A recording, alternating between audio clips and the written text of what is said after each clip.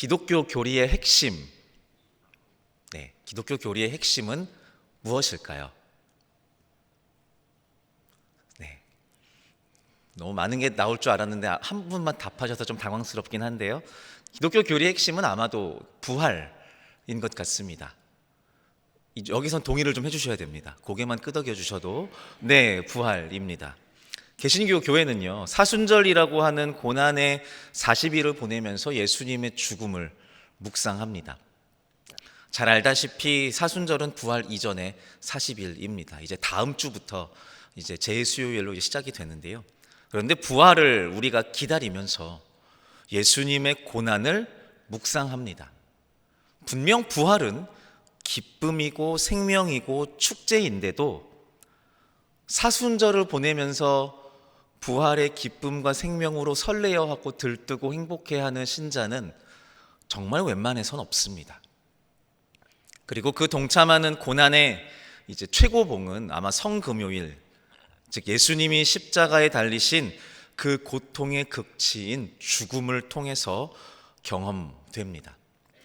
부활이라는 것이 우리 기독교 신앙의 중심이지만 이 죽음이라는 밑바닥에서 기독교 복음이, 신앙이 시작되는 것 같습니다. 구약 역사 속에서 가장 유명한 선지자 중 한 명인 에스더가 아닥사스다 왕 앞에서 나아가기 전에 했던 말이 있죠. 바로 죽으면 죽으리라 입니다. 뜨겁게 기도하는 부흥의 현장에서 참 많이 사용되는 선포입니다. 기도하면서 주님, 나를 부르실 때 내가 죽으면 죽겠습니다. 헌신하겠습니다. 이러한 이제 헌신의 기도들 많이 해보셨을 것 같습니다. 일사각오의 순교 신앙을 강조하는 에스더의 이 선포는요, 기독교 신앙인들에게 큰 도전을 주는 외침일 것입니다. 일제치하의 암울한 시대에서 말 그대로 죽을 각오로 신앙을 지켜냈던 믿음의 선배들과 증인들의 이야기는요, 이 시대를 살아가는 우리 신앙인들에게 여전히 울림을 주고 있습니다. 와, 정말 대단하다. 저러한 각오로, 저러한 신앙으로 살아야 하는데. 도전과 감동이 있죠. 쇠 못바닥을 걸어가면서까지 예수를 부인하지 않은 어떤 목사의 이야기, 온 교인이 죽을 위기에 처해 있을 때 끝까지 신앙을 저버리지 않고 결국 온 가족이 함께 순교한 이야기들. 신앙을 위해 죽음을 불사한다라는 것은요, 우리 믿음의 극진함과 진정성을 선명하게 보여주는 것이 분명합니다. 자, 그러면 이 이야기에 동의가 되신다면 우리도 그렇게 살아가야 하는 줄 믿습니다. 예상대로 아멘이 작습니다. 당연하죠. 우리가 살고 있는 시대에 그때 당시의 신앙 가치와 도전을 그대로 적용한다라는 것은요, 한계가 있습니다. 목숨을 바치는 신앙 가치 있지만 한 번 죽어버리는 것으로 신앙의 가치를 전부 다 말할 수는 없죠. 다시 말씀드리지만 21세기를 살아가는 우리에게 기독교 신앙은요, 당장 죽을 각오로를 명령하지는 않습니다. 마이클 호튼이라고 하는 신학자가 쓴 오디너리라고 하는 책이 있는데요, 이 책의 부제가 뭐냐면요, 평범함으로의 부르심입니다. 저자는 이렇게 얘기를 해요. 지금 나에게 평범한 것, 곧 날마다 반복되는 일상을 견딜 용기가 필요하다라고 말합니다. 서로 죽고 죽이는 전쟁터에 나가서 생명의 예수님을 전하는 복음 전파 사역보다 더 무서운 것은 젖먹이와 갓 2살이 된 아이를 돌봐야 하는 하루를 시작하는 것이다 라고 이렇게 이야기해요. 결국 저자가 말하는 주제가 뭐냐면요, 이런 겁니다. 평범해 보이는 일상을 견뎌내고 살아가는 것이 이 시대의 신앙이다 라는 거예요. 여러분, 이 말에 동의가 되십니까? 아까보단 크네요. 기독교 신앙의 본 뜻은요, 사실 현실을 살아보라는 겁니다. 살아서 배우고 크고 성숙해지라는 겁니다. 큰 은혜를 받고 하나님 앞에 헌신하고 결단하는 어떤 임팩트 있는 한두 번의 경험이 우리가 매일매일 마주해야 할 일상의 현실을 대체할 수는 없다라는 겁니다. 제가 서두에 부활을 이야기하면서 왜 기독교 신앙은 부활의 기쁨 이전에 더 큰 고난과 역경의 십자가를 말하는지에 대해서 질문을 던졌었죠. 너무 많이 들어서 익숙한 이 복음에 대해서 조금 생각해 보면요, 이런 겁니다. 하나님은 전능하신 하나님이십니다.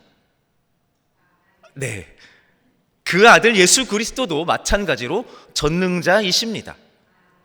하나님은 예수를 십자가에 못 박는 자리까지 끌고 가셔서 복음을 성취하십니다. 그래서 신앙 인생이라고 할 때 그 삶이 몇몇 순간의 감격으로 사라지고 또 그러한 큰 임팩트가 있는 순간의 경험들로 살아낼 수 있는, 설명될 수 있는 전부라면 굳이 예수님이 십자가까지 갈 필요가 없다라는 것입니다. 그래서 예수의 십자가는요, 기적의 상징이 아니에요. 예수의 십자가는 기적의 상징이 아닙니다. 우리가 믿고 따르는 복음은요, 어떤 엄청난 기적의 영향력을 통해서, 충격요법을 통해서 전해지는 것이 아니라는 겁니다. 영향은 있을 수 있습니다. 그런데 그것이 한 영혼에게 지속적으로 선한 영향력을 끼칠 수는 없다라는 겁니다.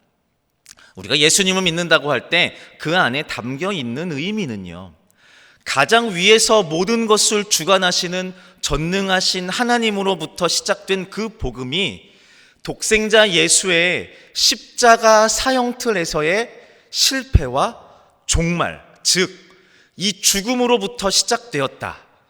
다시 말해서 하늘의 복음의 시작이 밑바닥부터 시작되었다라는 것을 믿는 것입니다.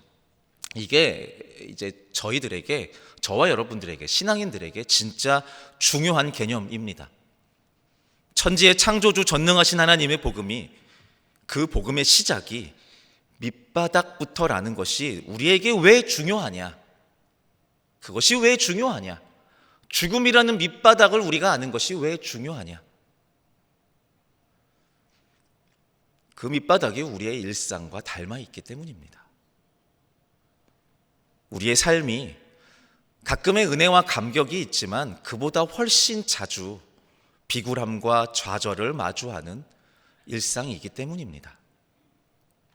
크고 가치 있는 일을 하는 어떤 극소수 사람들이나 공동체에게만이 아니라 아주 평범하고 보잘것없어 보이는 일상, 내가 원하고 기대하는 것만큼의 감격과 감동이 지속되지 않는, 더 나아가 너무나도 자주 비굴한 일상과 억울한 상황을 맞이하며 버티고 하루하루를 살아내는 우리에게 밑바닥이 시작인 하나님의 복음을 묵상하고 받아들인다라는 것은 그 자체로 우리한테 의미가 있는 겁니다. 닮아 있기 때문이죠. 그래서 우리에게도 희망이 있다라고 여겨지는 겁니다. 너무 멀리 있는 진리와 복음이 아니라 내 밑바닥, 내 일상과 좀 맞닿아 있는 것 같네 라는 이미지를 주는 것이 우리 기독교 신앙이라는 겁니다. 영광스러운 결과물보다는 고난받는 십자가가 내 삶과 조금 더 어울리는 것처럼 보입니다. 물론 여기서 이제 머물면 안 됩니다. 우리는 동시에 부활이라는 완성된 신앙을 또 꿈꾸고 소망합니다. 부활과 승리의 기쁨과 환희의 신앙도 결코 도태되어서는 안 됩니다. 아까 말씀드렸지만 기독교 핵심의 중심은 부활이기 때문이죠. 그래서요, 우리의 신앙은요, 이 두 가지가 복잡하게 섞여 나타나는 것 같습니다. 십자가의 죽음과 영광스러운 부활이라는, 그냥 사도신경 안에 우리가 고백하는 이 고백 안에 얼핏 연결되는 것 같지만, 연속선상 같지만 조금만 살펴보면 최극단에 있는 이 복음과 진리의 두 영역이 우리 삶의 현장에서 여실히 드러납니다. 그래서 십자가와 부활은 이렇게 같이 있습니다. 영광의 부활을 향하며 비굴하고 고통받는 십자가를 살아갑니다. 성경은 이런 삶의 방향이요, 이런 삶의 방식이요, 옳다라고 합니다. 그렇게 살아가는 것이 맞다고 합니다. 그렇게 신앙하며 살라고 말합니다. 이제 오늘 본문의 이야기를 봅니다.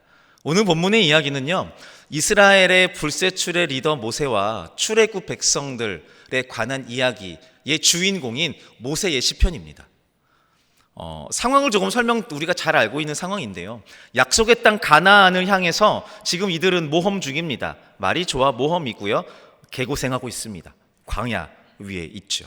이들은 지금 상황이 어떤 거냐면, 얼마 전에 모세를 통해서, 또 하나님을 통해서 말로만 들었던 그 약속의 땅 가나안, 그곳에 갈 것이다라고 했던 그 가나안 땅을 지금 둘러보고 왔어요. 정탐하고 온 겁니다. 그런데 절망적이었습니다. 왜냐하면 비어있는 땅이 아니었거든요. 빈 집에 이사를 가는 게 아니었다라는 겁니다. 생각해보면 하나님께서 거기 빈 집이야 들어가 라고 말씀하시진 않았어요. 그들이 그렇게 오해한 것뿐이죠. 분명 약속의 땅이라고 했는데 그곳은 약속되어 있는 것이 아무것도 없었습니다. 당황하고 민감해 있는 이스라엘 백성들, 출애굽 백성들은요, 결국 참지 못하고 또다시 옛 습관을 반복합니다. 그들의 습관이 뭘까요? 원망입니다. 네. 민수기 말씀을 제가 읽어드릴 텐데요, 이해를 돕기 위해 감정이입을 제가 조금 해보겠습니다. 아마 이렇게 얘기하지 않았을까 싶어요. 우리의 동족이 주님 앞에서 죽어 넘어졌을 때에 차라리 우리도 그냥 죽여주시지. 어쩌자고 당신들은 이 사람들을 이 광야로 끌고 와서 우리와 우리의 이 가축을 여기에서 죽게 하는 겁니까? 어찌하여 당신들은 우리를 이집트에서 여기까지 끌어내어 고약한 곳으로 데리고 왔습니까? 여기는 씨를 뿌릴 곳도 못 되고 무화과도 포도도 석류도 없고 마실 물도 없소. 이거보다 더 심하게 원망했을 거예요, 아마. 지도자 모세를 향해서 원망합니다. 그런데 이게 모세를 향해서 원망하는 게 아니라 모세를 통해서 여호와 하나님을 향해 원망하는 겁니다. 당신 약속만 믿고 여기까지 왔는데 갈 곳도 없고 먹고 마실 것도 없고 위협은 계속 늘어나니 책임지라라고 말합니다.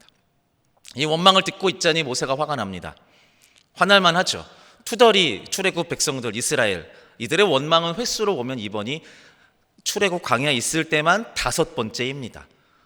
홍해 앞에서도 원망했고요, 아말렉과의 전투를 앞두고서도, 먹을 것과 마실 것이 제공되는 하늘을 향해서도, 그리고 가나안 땅을 다녀온 직후인 지금도 이스라엘의 마음은 도무지 하나님을 향하지 않습니다. 지칠 대로 지치고 화가 난 모세가 이들을 다그치고요, 곧 이어 하나님의 최종 선고가 울려 퍼지죠. 너희가 나를 믿지 않고 이스라엘 백성들 앞에서 나를 거룩한 자로 높이지 않았으므로 너희는 그들을 인도하여 내가 준 땅으로 들어가지 못할 것이다. 하나님의 선포입니다. 이 말씀을 잠깐만 계속 봐주시고요, 여기서 너희는 누구일까요? 아닙니다. 모세와 아론입니다. 모세와 아론을 향해서 수십 년 동안 하나님을 위해 수고하고 고생한 리더들을 향해서 너네들 탈락이라고 말하고 있는 겁니다. 가혹하죠. 아론은 이해해요. 예전에 금송아지 사건에 책임이 있으니까 그런가 보다 할 수 있어요. 그런데 모세는 억울할 것 같아요. 하나님 앞에 순전한 리더, 자신의 백성들을 위해 감히 하나님께 거래도 했었던 하나님이 세운 지도자 모세란 말이죠. 그는 그냥 백성 중 한 명인 정도의 사람이 아니에요. 이스라엘에게 중요한 사람일 뿐만이 아니라 하나님에게도 너무 중요한 사람이었단 말입니다. 고아처럼 자라서 40세에 불황아가 되어서 광야에서 40년을 썩다가 80세 노인이 되어서 지도자가 되어서 지금 여기까지 왔단 말이죠. 아직 그는 그럴듯한 성취와 성공을 맛보기 전이에요. 약속하신 땅 가나안 정도에 들어가서 여기가 우리 땅의 주인이고 내가 지도자이다, 이 정도의 칭송은 받아야지 그가 그동안 했던 모든 고생들의 보답이 어울릴 것 같단 말이죠. 이제야 정착하려고 하니 못 들어간답니다. 네가 데리고 나온 네 사람들과 함께 이 광야에서 죽으랍니다. 여러분이 모세라면 어떻겠습니까? 하나님 말씀하시니 순종합니다. 이러실 건가요? 제발 아멘 하지 마세요. 네. 상식적이지 않아요. 서운해야죠. 저라면 대들 것 같습니다. 노예처럼 일 시키고 순종하라고 할 때는 언제고 이제 와서 사기치십니까? 라고 할 것 같습니다. 그런데 성경에서는요, 이후에 모세가 그 최종 선고, 너 탈락이라는 이 하나님의 최종 선고를 듣고 하나님을 찾아가서 주님, 다시 생각해 보세요. 저도 같이 들어갈래요. 또는 뜻을 좀 돌이켜 주세요. 또는 예전에 했던 것처럼 뭔가 거래의 장을 다시 열어서 하나님과 거래를 제안하거나 이러한 장면이 안 나옵니다. 심지어 신명기 33장 이제 마지막 이제 가나안 들어가기 전에 마지막 장면인데요. 여기에서 모세가 죽기 전에 유언처럼 설교하는 장면이 나와요. 유언처럼 죽기 전에 뭐라고 말할 것 같나요? 내가 하나님 믿어봤는데 별거 없어. 결국 배신당해. 이럴 것 같나요? 제 심정이긴 하거든요. 근데 그가 이렇게 말합니다. 신명기 33장 26, 27절인데요. 제가 읽어드릴게요. 이스라엘아, 너의 하나님과 같은 신이 없구나. 그가 너를 도우시려고 하늘에서 위엄 있게 내려오신다. 영원하신 하나님이 너의 피난처이시며 그의 영원하신 팔이 너를 붙드신다. 원망이 있나요, 여기에? 억울함도 없어요. 받아들입니다. 모세는 이제 곧 약속의 땅으로 들어갈 출애굽 2세대들에게 하나님을 이야기하고요, 자신은 1세대들과 함께 이 광야에서 여정을 마칩니다. 그리고 여러분, 이게 모세의 이야기의 끝입니다.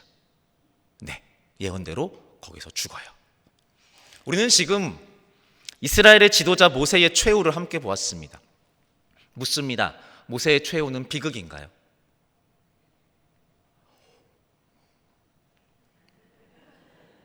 한껏 부림당하다가 약속의 땅도 밟아보지 못하고 비명횡사한 불쌍한 자인가요? 어떻게 한 분도 그렇다라고 말씀하지 않으시죠? 네, 저는 그렇게 생각했습니다.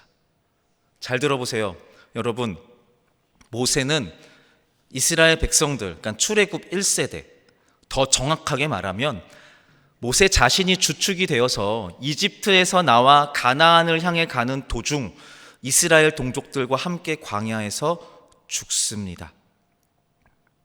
원망만 했쌓았던 원수 같은 사람들과 같이 죽습니다. 객관적으로 모세는 이렇게 죽으면 안 됩니다. 이렇게 죽을 필요가 없는 사람이에요. 이렇게 죽어서는 안 되는 사람입니다. 그렇게 끝나버려서는 안 되는 사람이에요. 그는 존중받을 자격이 충분히 있어요. 성공할 자격도 있습니다.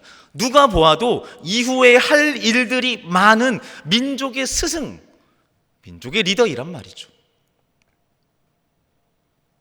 누가요? 모세요. 눈치 빠르신 분들은 지금 제가 이 소개를 하면서 어떤 장면이 떠올리실 것 같아요. 죽어서는 안 되었던 사람, 억울하게 원통하게 그냥 끝나버리면 안 되었었던 사람, 비굴하게 억울하게 죽어버린 사람. 누가 떠오르시나요? 예수님입니다. 감이 조금 오시나요? 베드로를 포함한 모든 사람들은요, 예수님의 고난과 죽음을 상상도 하지 않았습니다. 그렇게 예언하셨지만 그 일은 결단코 일어나서는 안 되는 일이었습니다. 죄가 없는 예수가 왜? 하나님의 독생자 메시아가 어째서? 죄로 인해 타락해서 죽어 마땅한 사람들은 분명히 뻔히 있는데 왜? 그러나 하나님의 계획은 당신의 자녀들의 죄로 인해 독생자 예수가 죽음의 길을 가야 하는 거였습니다. 그게 하나님의 길이었습니다. 그 죽음은 그래서 그 당시에는 저주처럼 보이지만 하나님의 섭리였다라는 것을 이야기를 아는 우리는 모두 고백합니다. 제자들을 포함한 모든 사람들이 예수의 고난과 죽음을 하나님의 섭리로 보지 못했습니다. 왜냐하면 십자가는 저주의 상징이니까요. 그러나 지금 우리는 고백합니다. 예수의 십자가 죽음은 하나님의 섭리이고 그리스도의 사명이고 독생자가 반드시 걸어가야 할 길이었다라고 말이죠. 다시 돌아옵니다. 그 옛날 모세는 가나안 땅에 들어가지 못했습니다. 저주를 받은 걸까요? 아까 제가 여쭈었습니다. 모세, 옛 최후가 비극인가요? 제가 생각해 봤습니다. 만약에 이게 비극이라면, 그렇다면 모세의 해피엔딩은 무엇이어야 됐나? 라는 걸 한번 상상해 보았습니다. 그럼 모세의 해피엔딩은 어떻게 끝났어야 될까요? 일단 가나안 땅은 들어가야죠. 그리고 거기에서 민족의 지도자, 왕 정도는 돼야 됩니다. 그리고 그 성전의 짜릿함 정도는 좀 맛보아야 되고요. 그리고 적어도 한 3대, 4대 정도가 거기에서 발붙이고 살아가는 모습을 정도는 봐야 모세가 해피엔딩이구나 라고 보일 것 같나요? 아니요. 모세의 백성들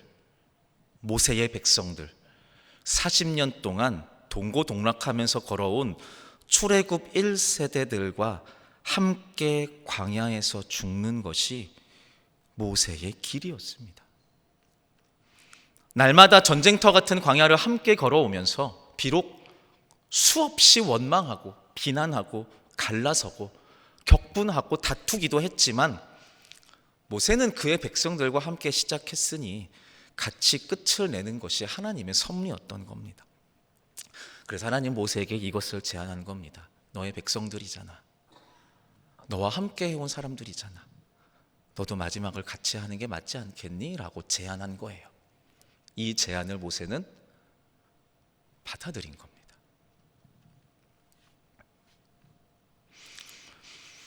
가나안 땅을 앞두고 네 하나님, 내 백성들과 함께 최후를 맞이하겠습니다 라고 고백하며 죽어갔던 모세의 이야기를 보면서 우리는 십자가에서 숨이 끊어지기까지 저들을 벌하지 말아달라 요청하는 예수님의 목소리를 함께 들을 수 있는 것 같습니다. 죽는 순간까지 중보한 예수의 순종이 실패가 아니라고 믿는다면 모세가 그 사막 한가운데에서 끝장나 버린 것이 저주로 실패한 것이 아니라는 결론을 우리는 만들 수 있을 것 같습니다. 이제 결론입니다. 모세의 죽음, 십자가, 그리고 우리의 일상, 이 세 가지에는 공통점이 있습니다. 흙바닥입니다. 십자가는 저주의 상징이고요. 모세의 죽음은 미션 실패로 보입니다. 우리의 일상도 비슷합니다. 낙담과 실패와 저주와 죄의 반복으로 얼룩진 매일매일의 걸음일 겁니다. 그런데 하나님이 말씀하십니다. 너희가 살아가는 일상이 이런 흙바닥이어도, 저주처럼 보이는 걸음처럼 보여도 너희들 인생의 끝이 새드 엔딩은 아니야. 하나님은 모세의 이야기와 예수님의 이야기를 통해 우리에게 말씀하십니다. 믿는 너희가 감수해야 할 신앙의 삶이고 그 버거운 삶을 살아내는 것이 신앙이다라고요. 우리가 믿는 여호와가 누구냐라고 할 때 우리의 하나님은요, 내가 주어진 오늘 하루를 이 악물고 버티고 살아내는 것 그 하나만으로 나를 성장시키는 하나님이다라는 겁니다. 세상 사람들이 볼 때, 우리를 볼 때 제자리 걸음처럼 보일 것이고 가치 하나 없는, 어떤 열매도 맺지 못하는 것 같은 무가치한 인생의 걸음처럼 보이겠는데, 역행한다라고 느껴지는 고난, 희망이 꺼졌다고 생각하는 절망에 우리가 걸어가고 있을 때에 하나님이 그 삶의 자리에 뚜벅뚜벅 걸어오신다라는 겁니다. 세상 사람들이 우리를 쳐다보지도 않으면서 저 실패한 인생, 저 절망뿐인 인생, 저주받아서 곧 끝장나버릴 인생이라고 치부하는 우리의 흙바닥 같은 일상을 향하여 모세에게 제안하였던 것처럼, 예수를 그렇게 인도하셨던 것처럼 우리 삶에 뚜벅뚜벅 걸어오신다는 겁니다. 그리고 우리와 함께 걸으십니다. 우리와 함께 눈물을 흘리십니다. 그 흙바닥의 흙을 발과 온 몸에 함께 묻혀가면서 같이 하십니다. 사랑하는 내 자녀들아, 너희들의 삶은 무의미하지 않다.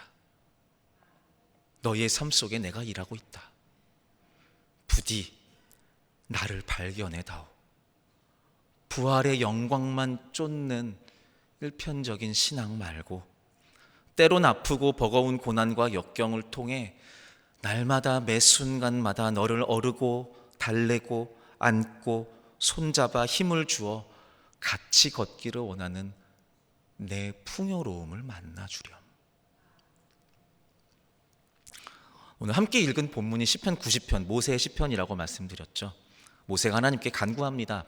아침마다 주님의 인자하심으로 만족하기를 소망한다고요. 여러분, 우리의 기도도 이와 비슷하지 않나요? 엄청 거대한 기도 제목들, 주님 나를 오지로 보내셔서 아직 복음을 듣지 못한 그들에게 복음을 전파하는, 또는 주님 나를 지금 당장 신학교로 보내셔서 큰 목사로 불러주십시오, 이런 걸로 기도하시나요? 아니잖아요. 아주 작은 소망을 붙들고 가족을 위해서, 내 공동체를 위해서, 우리 교회를 위해서, 특별히 오늘 교구 개강을 하는데 특별히 신임 리더로 하시는 분들, 주님 두렵고 떨립니다. 그 목장원들이 마치 나를 잡아먹을 것 같아요. 무섭습니다. 주님 나에게 힘을 주세요. 나와 함께 해주세요. 거의 이런 기도 제목들 가지고 기도하시잖아요. 무거운 몸을 일으켜야만 하는 그 버거운 마음에 우리 주님께서 함께 하십니다. 발전과 회복이 보이지 않는 막막한 일상에 우리 주님이 동행하십니다. 그 시간 속에서, 그 관계 속에서, 그 상황 속에서 조금씩 더 그 하나님을 알아가기를 우리 주님이 원하십니다. 그렇게 늘 매 순간 성장하는 삶을 살아달라고 우리에게 부탁하시고요, 우리를 하나님이 응원하십니다. 이 믿음의 고백이 저와 여러분들에게 있기를 소망합니다.